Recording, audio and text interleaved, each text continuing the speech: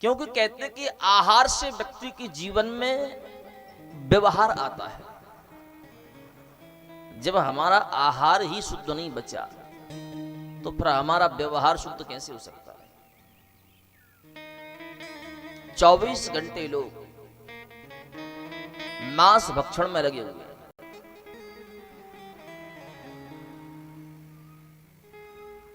लेकिन गौ कथामृत कहना चाहती है, यदि जो व्यक्ति मांस भक्षण करता है वो व्यक्ति कभी भी भगवान की भक्ति नहीं कर सकता।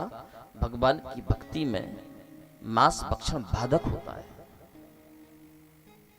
मांस भक्षण करने वाले व्यक्ति का मन कभी भगवान की भक्ति में, भगवान की कथा में, भगवान के सत्संग में लगे नहीं सकता।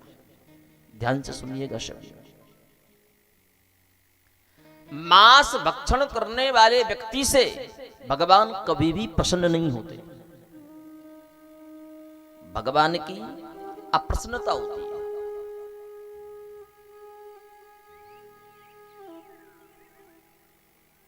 मांस भक्षण करने वाला व्यक्ति कोटि कोटि अश्वमेध यज्ञ भी कर ले, लेकिन फिर भी उसे नरक जाने से कोई रोक नहीं सकता। उसे नरक जाना ही पड़ेगा। कई लोग कहते हैं ना, अब श्रावण का महीना आ गया, 1 महीने के लिए सब बंद करना पड़ेगा। बोले 1 महीने नहीं खाएंगे, और जैसे श्रावण का महीना पूरा हुआ तो एक दिन में 1 महीने की कसर निकाल देंगे। ऐसे भगवान प्रसन्न होंगे। चोरी चाहे 1 दिन करो और चोरी चाहे प्रतिदिन करो, चोरी तो चोरी होती है, चोर तो चोर होता है। यदि चोर 2-4 दिन चोरी करना बंद कर दे तो वो कोई अच्छा आदमी नहीं हो सकता। लाखों करोड़ों अश्वमेध यज्ञ कर लेना, लेकिन यदि आप मांसाहार ग्रहण करते हैं, मांसाहार का सेवन करते हैं, तो आपको नरक में जाने से कोई रोक नहीं सकता। आपको निश्चित जाना है। इसलिए मांसाहार करने से पहले व्यक्ति को सावधान होना परमावश्यक है। मांसाहारी व्यक्ति प्रकृति के विरुद्ध है। जो व्यक्ति मांसाहार ग्रहण करता है, प्रकृति भी उसका साथ नहीं देती। प्रकृति की भी अप्रसन्नता होती है। ध्यान से सुनिएगा। जो व्यक्ति मांस भक्षण करता है, ऐसे व्यक्ति में और मांसाहारी जानवरों में कोई भेद नहीं होता। कुत्ता मांसाहारी होता है, मार्जार मांसाहारी होती है, सुअर गंदगी भी खाता है, मांसाहार भी खाता है। तो जो व्यक्ति मांसाहारी हो तो अपने आप को समझ लेना कि मैं किसकी बराबरी का काम कर रहा हूं। मांसाहार ग्रहण करने वाले व्यक्ति में और कुत्ते में कोई अंतर नहीं होता, याद रखना। सिर्फ कुत्ते को ही कुत्ता नहीं कहा जाता। जरूरी नहीं है कि हर व्यक्ति 24 घंटे एक ही रंग के वस्त्र पहने।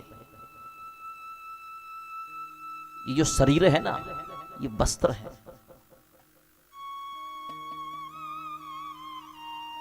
वस्त्रों से व्यक्ति की पहचान नहीं होती, उसके व्यवहार से उसकी पहचान होती है, उसके आचरणों से उसकी पहचान होती है। यदि आप मांसाहारी व्यक्ति हैं तो सुअर में और आप में कोई अंतर नहीं है, कुत्ते में और आप में कोई अंतर नहीं है। जो मांसाहारी व्यक्ति है, जो मांस भक्षण करता है, इसके कोई आचार विचार नहीं होते, उसका कोई शिष्टाचार नहीं होता, उसकी कोई संस्कृति नहीं होती। लेकिन ऐसा व्यक्ति दुनिया से जरूर कहता है कि मेरे साथ यह ठीक नहीं। जब तुम दुनिया के साथ ठीक ठाक कुछ करोगे तब ना तुम्हारे साथ कुछ ठीक ठाक होगा।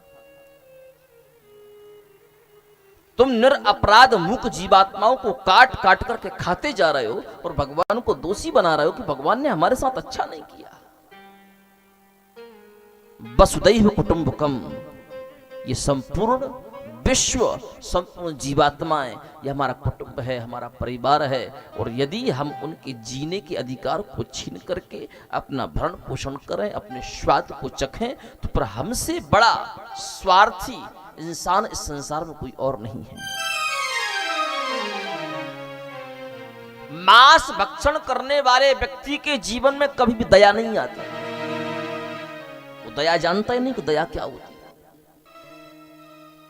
दया मनुष्यों में पाई जाती है, दया देवताओं में पाई जाती है, राक्षसों में कभी दया नहीं पाई जाती। तो जो मांसाहारी व्यक्ति है वो निर्दयी होता है, वो जीवात्माओं के कष्ट को क्या जानेगा। इसलिए ऐसे लोगों से सावधान रहिए। जो मांसाहारी व्यक्ति होता है वो अपने ही द्वारा अपने ही शरीर का नाश कर लेता है। बीमारियों को निमंत्रण नहीं देना पड़ता, बीमारियों को स्वयं अपने आप में रख लेता है, धीरे धीरे नष्ट हो जाता है। 24 घंटे उसके शरीर में बीमारियां बनी रहती हैं। मांस भक्षण शास्त्र निंदित है। इसलिए मेरी व्यासपीठ कहना चाहती है कि आप सबसे पहले अपने आहार को सुधारिए। जब तक आपका आहार शुद्ध नहीं होगा, जीवन में आप कभी भी अपने व्यवहार को शुद्ध नहीं कर सकते। जैसा करोगे भोजन वैसा होगा भजन, जैसा कमाओगे धन वैसा होगा मन, जैसा पियोगे पानी वैसी होगी वाणी, जैसा करोगे संग वैसा होगा रंग, जैसी रखोगे शुद्धि वैसी आएगी सिद्धि। यह हमारे जीवन के विचित्र सूत्र हैं।